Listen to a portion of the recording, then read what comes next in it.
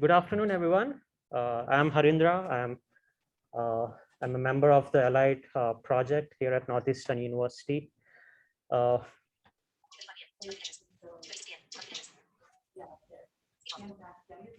I'm good. Thank you. So before we start, I would like to start out with a small quote by Canadian philosopher Jean Vanier. It goes like this: one of the best and the most marvelous ways of being part of a community is that we can help and welcome people in a way we couldn't as individuals. So before we move further, I would like to invite Professor Professor Minkara to come onto the stage and introduce herself and also say a few words about the project. Thank you. Thank you. Okay. Hello, everyone. Can everyone hear me? In person and on Zoom. Yes. Excellent. Okay, so I'm really excited to be here today at the launch of the Allied program. So let me explain what that is. So Allied stands for Allies Leading Learning Inclusion and Education of Disabilities. So what are we trying to do here? We are trying to create a community around disabilities and disability awareness. And this is time to do that right now. This is a really good time to start doing that. And so we're here at Northeastern, and I really hope we can create a community through programming for the upcoming academic year and start connecting with one another and start having conversations that we were not having beforehand. So I join you and I urge you to consider to become an ally, to become allied with us and joining in this initiative. And the first thing we want to do today is I'm really honored to launch this program with an amazing speaker. Granted, she is my sister, but she is world renowned for being an advocate in disability inclusion.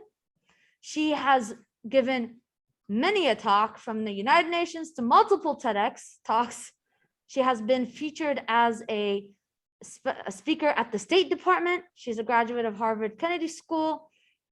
And she actually has gotten 30 under 30, Forbes 30 under 30. And that is because she, from a young age of what was it, like 20, 21, started a nonprofit called Empowerment Through Integration, which is a similar philosophy to what we're trying to do here.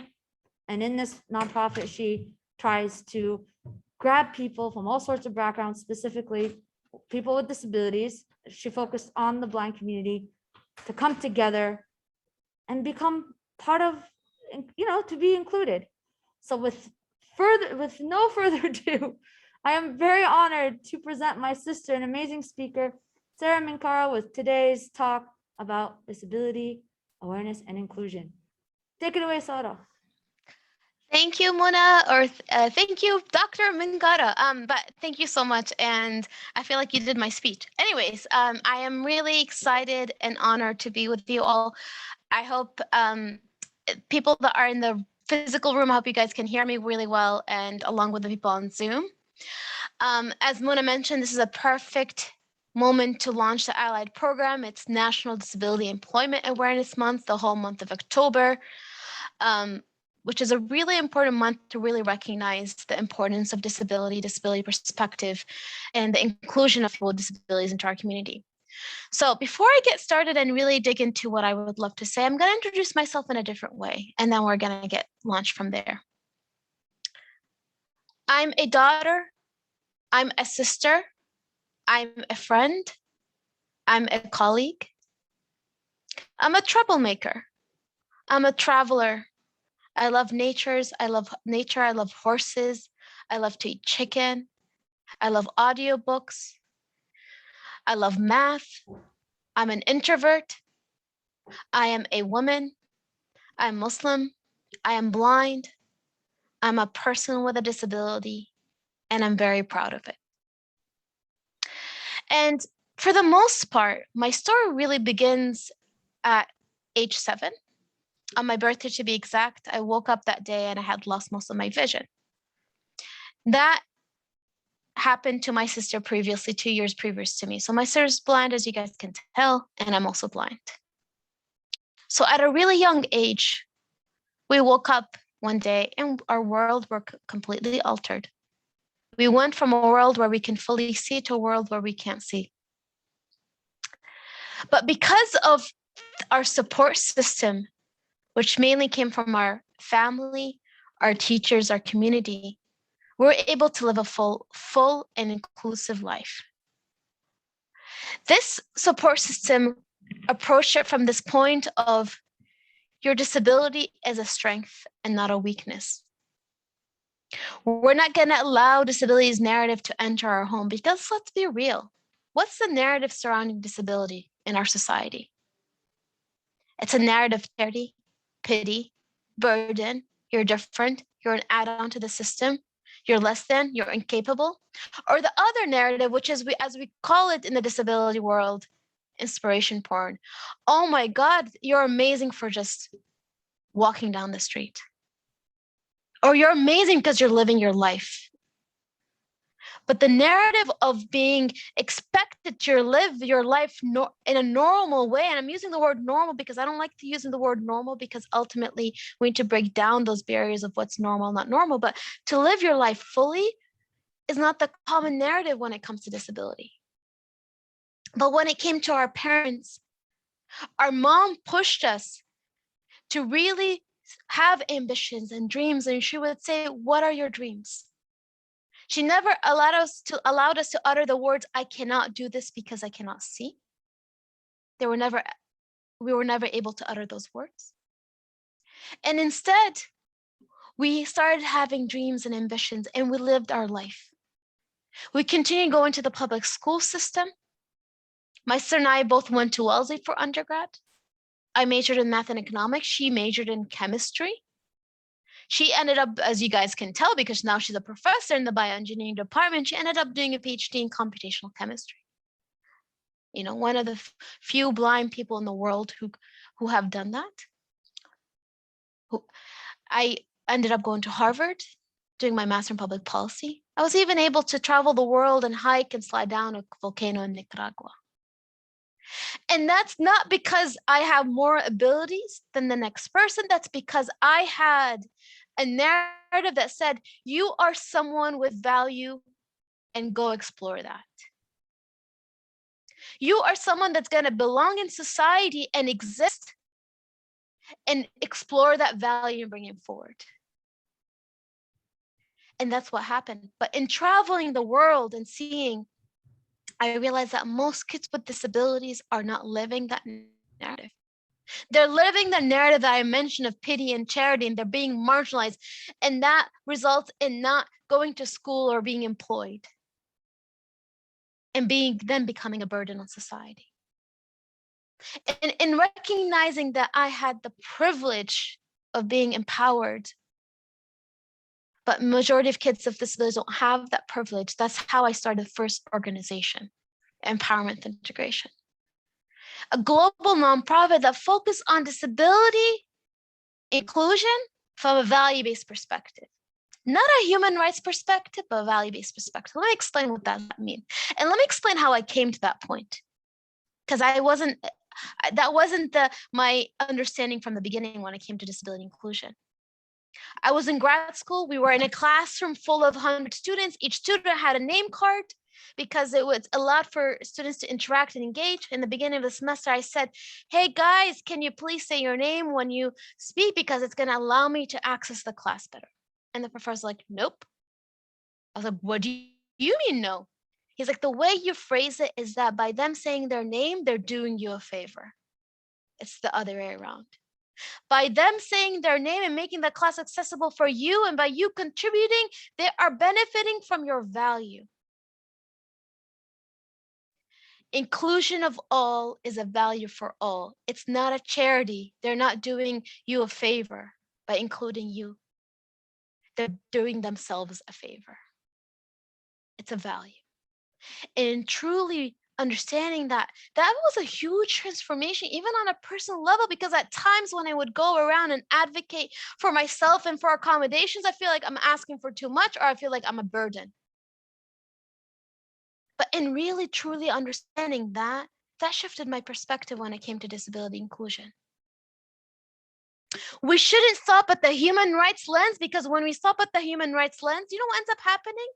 We say, okay, I guess I have to employ, or I guess I have to educate, or I guess I have to do this because that's the right thing to do. That should be the foundation, the baseline.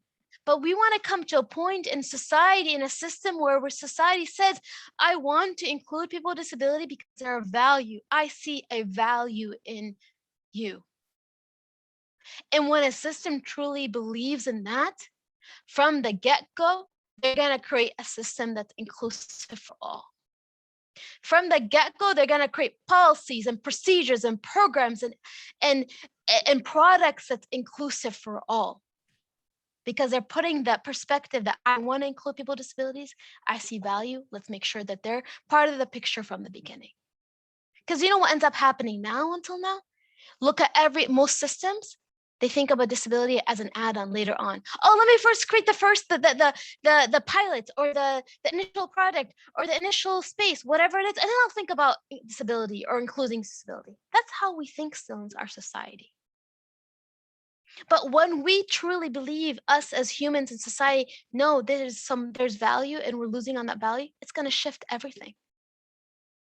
And that has been our work in ATI, where we worked on transforming that mindset from both societal level, but also the individual level, because let's be real.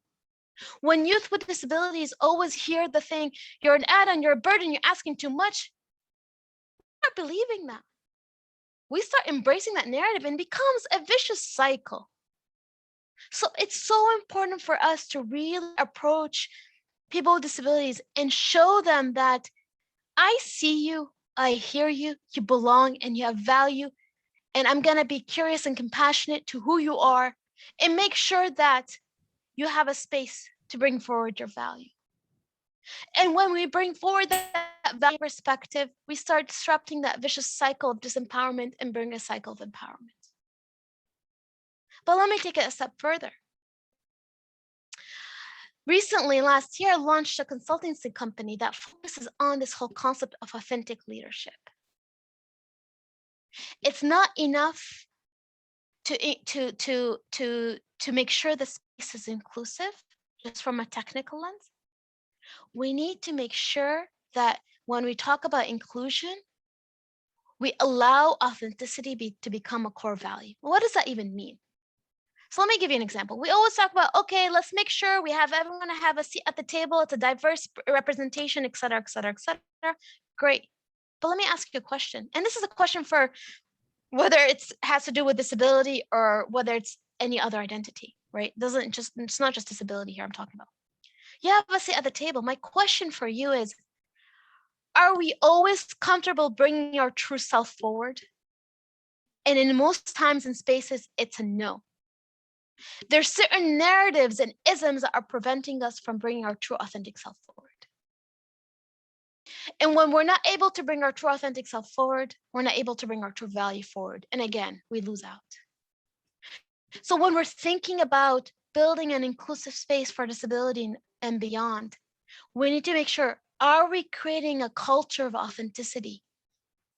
Are we creating a culture where people can bring their true self forward? Let's make sure we're thinking of that.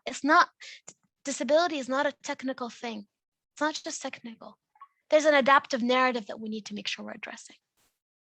So now I want to bring it to where we're here, the space we're talking about, Northeastern. Whether you are a faculty, a student, a staff, all of us should be involved in disability.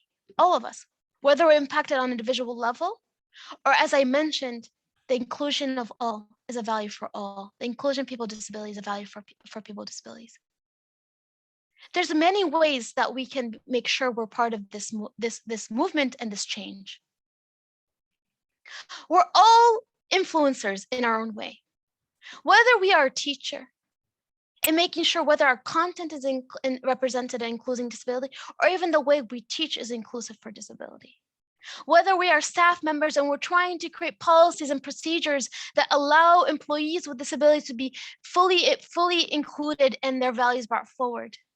Whether we are students and students with or without disabilities, we're allies for one another and we're helping create a space where people can bring their true value forward.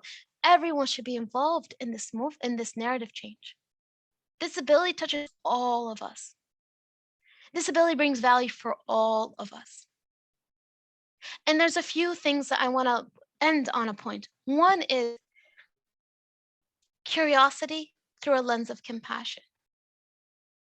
I want us on one point to be curious with ourselves through a compassionate lens.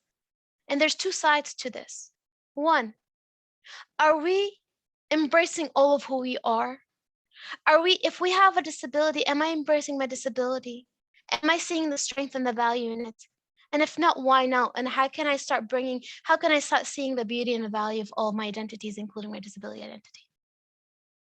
The other side that I want to ask myself questions is, what narrative am I bringing forward in my space? Am I bringing a narrative of assumption? Or whenever I see anyone and everyone, am I trying to delay my assumptions and trying to see that person through a value-based lens? Whether that person is a person with a disability or without a disability. Those are questions that we need to always be asking ourselves. It's a journey, and to be honest, we're all humans and we'll all make assumptions. That's the reality. But let's start being on this journey of really delaying our assumptions and starting to understand ourselves through a compassionate lens. How do we behave? How do we interact? And how we're engaging in those narratives. And lastly, I want us to all believe that we have the power to empower others, or to create a space of empowerment for others. We all have that power. And I'll tell you what, one simple way. As I mentioned, if you approach a person and you say, I see you, I hear you, you belong, and you have value to bring forward, that in itself can be a huge source of empowerment. Because imagine if it was applied on you. I want you to really believe and really understand and explore the power that we all have within us and how we can all be moving towards that movement of disability inclusion. Thank you so much, guys. I hope, thank you for listening and being part of this conversation, and I'm excited to engage in the Q&A portion.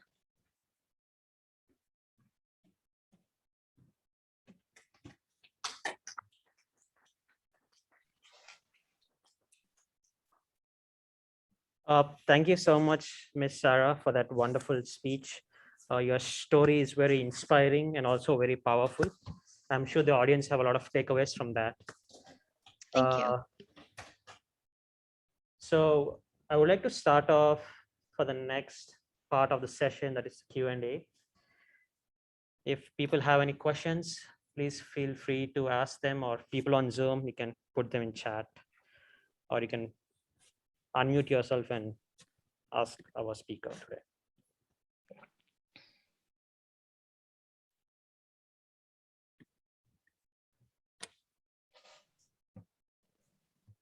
I have a question. Yes. Did you hear me? Yeah, she can. So, Sara, I loved hearing your talk, of course. My question is, do you have any specific examples or action items that you feel like we can do here at Northeastern? That's a good question. I would start off on on two levels. One is we all wear a hat of a role that we play in Northeastern, right? We all have a role in Northeastern, whether we are faculty, a staff, a student, whatever it is. The first question as our role of Northeastern is to ask ourselves, how can I be integrating the disability perspective in my own role? Whether that is, as I mentioned, as a faculty member, whether that's sometimes content in our work. And I'll give you an example. One of my frustrations one time in grad school was, I'm in a policy school, and a lot of classes didn't touch on the disability perspective, even though I'm in a policy school, right? So a question for faculty members,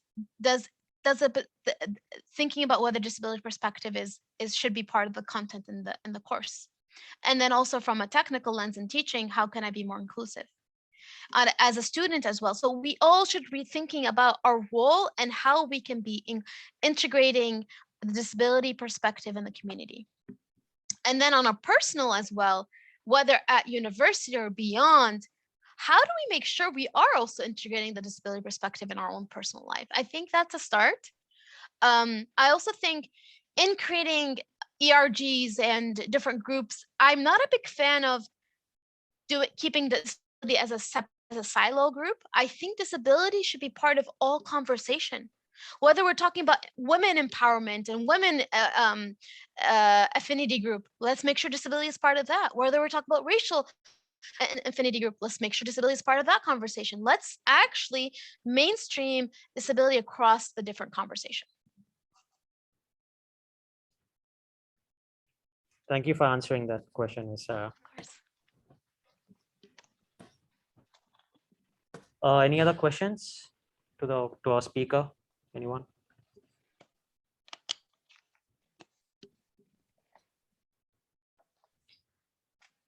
Ms. Sarah, I have a question. Yes. If you'd like to answer. So, Yes, of course. so since there are a lot of students among us here today, I was wondering what's your opinion on peer pressure? I mean, especially for students of my age, you know, it plays a big role in our lives during our academics, when we're trying to make friends, when we're trying to fit in with a group of people. It plays a big role, and sometimes people choose the wrong path to be part of something, and you know, they choose an often destructive path. So what are your thoughts on that?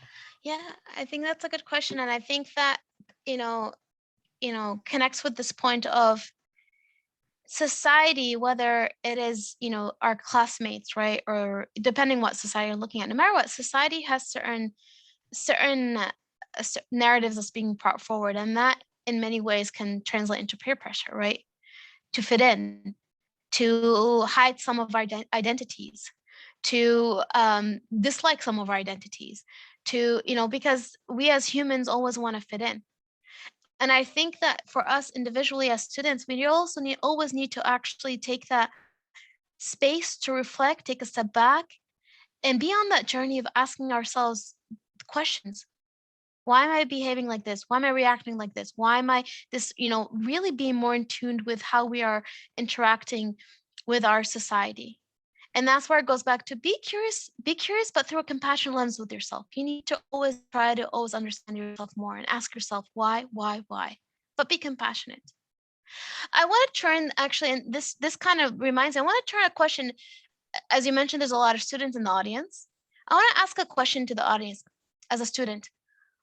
What do you feel like is the narrative disability in your own kind of space right now? How do you guys see disability, or what do you feel like is the narrative around disability? And just shout it out if you can, actually. Anyone would like to answer that? What is your opinion on disability in your own sense? And it doesn't have to be your opinion. It could be the opinion, the perception that you think exists in the space. So you don't have to be like, I think like this is how I feel like this is the narrative I feel like is exists in our space. Maybe disability of confidence, not fear of not being able to do something which we are gonna perform for the first time. That can also be disability because you lose the confidence and you actually perform very bad in that. Definitely. Okay. Definitely. Thank you for sharing that. What else? What else is in the narrative in our space? Something which is quoted as normal in all the conditions, and if a person is not able to fulfill that condition, that's when it could be termed as not normal, and so there is a disability.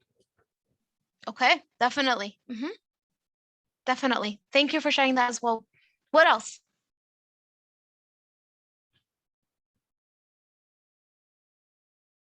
A couple more. I want to hear more. There's definitely that,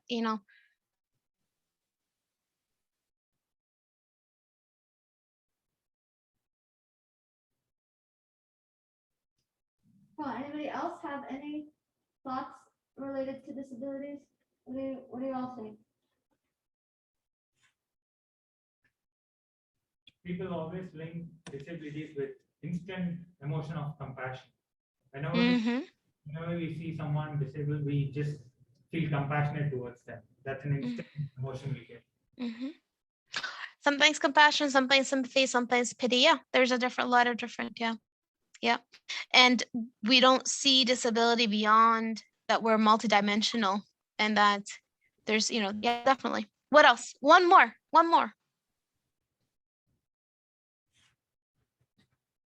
How often do you all think about disabilities in your classrooms and your time here at Northeastern? How often do you think about it?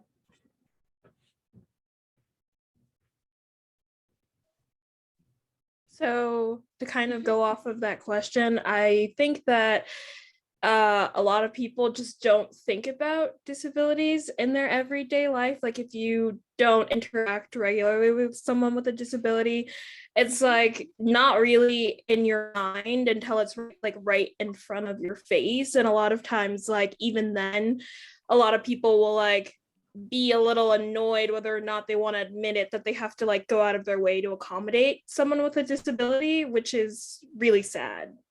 Because I mean, being inclusive should be the expectation, not something you feel good going out of your way to do.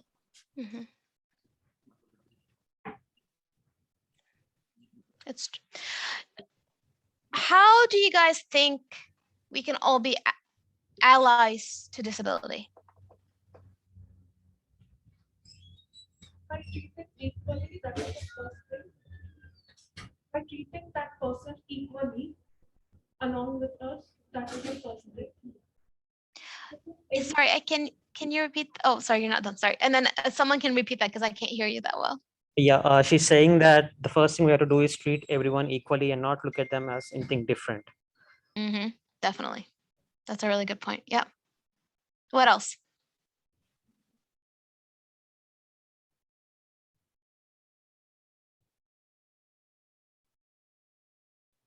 Not see them as the other, but as one of us. Definitely. Definitely not otherizing others. Yeah, the disability. Yeah. What else?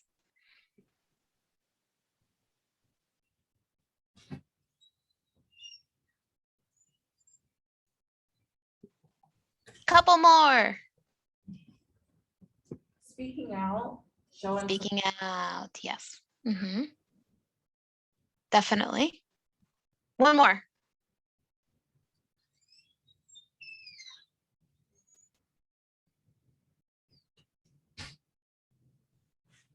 Putting ourselves in their shoes and doing things with them. Sorry, can you repeat that? Can someone repeat that? It's she said putting ourselves in their shoes and doing those things. So, okay, so that's a good question. I think, so here's my my thing with, and I'm gonna actually go off on a side note because this reminds me of a topic. I'm not a big fan of the word empathy. I'm a big fan of the word curiosity and compassion. I'll tell you why, guys. Because we'll never fully understand what that person in front of us is going through. We'll never, ever, ever. We might try and get close, but we'll never be able to fully put ourselves in someone else's shoes. What's even more powerful is giving them the space to express their true voice and who they are and their value. And that goes back to, let me ask you, who are you? Tell me more about yourself. What are your needs? How can we include you? How can your value be brought forward? Those questions allow for their voice to be brought forward and their experience to be brought forward. So that's something really important for us to always do.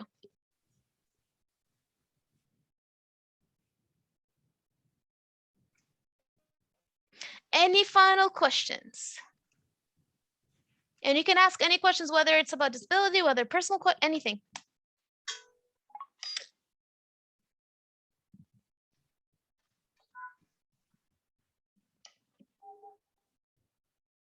Any final questions, anyone? People who just joined us. Yeah, I have a question. Yes, go for it. Yeah, so we would be promoting this, and isn't it like difficult to reach out to the disabled people? If we are going to just concentrate on saying that it's a disability, then we would. It should also be a forum where people, general public, would also come and understand the difficulty. differently abled people, and know how to deal with it, because usually the forum concentrates to link to connect with only disabled people, and they come and talk, and they would know what are the resources and everything. But along with that, actually speaking, their voice should reach out to the general public, like how they feel, what is required to them, and how they need to be treated. And that's when they will be treated equally in the public. Otherwise, they would still be facing a lot of difficulties, right?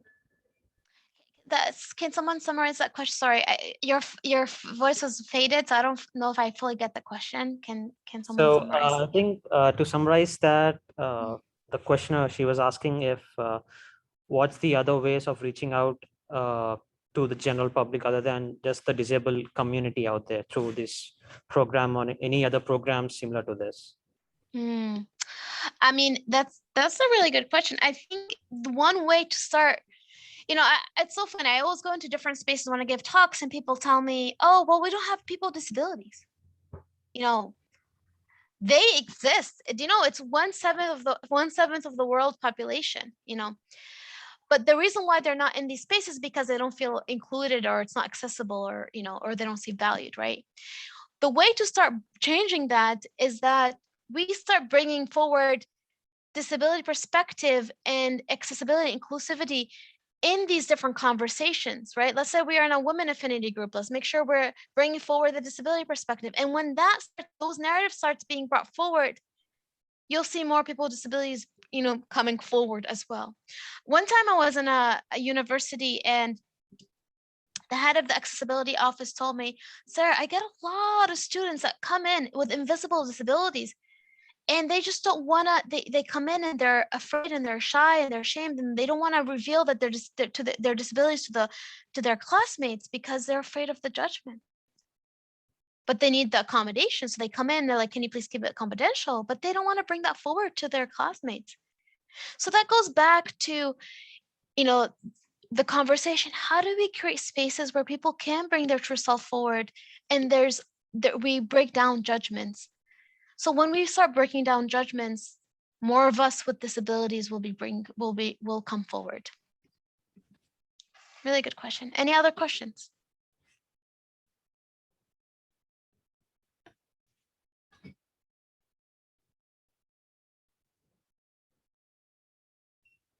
Anyone on Zoom, if they have any questions, feel free to ask them.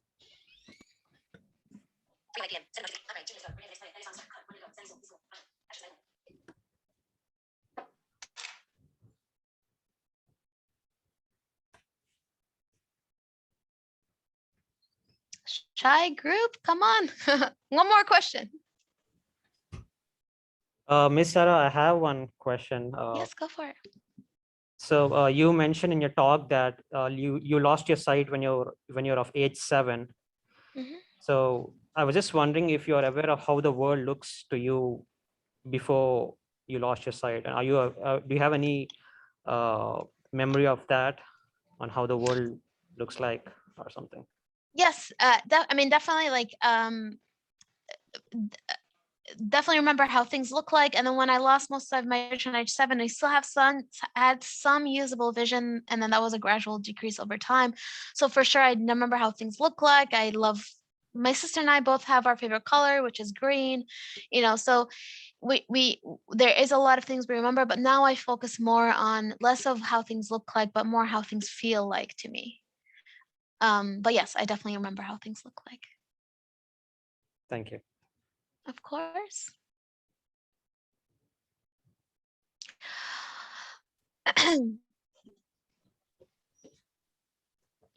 Any other questions from the audience?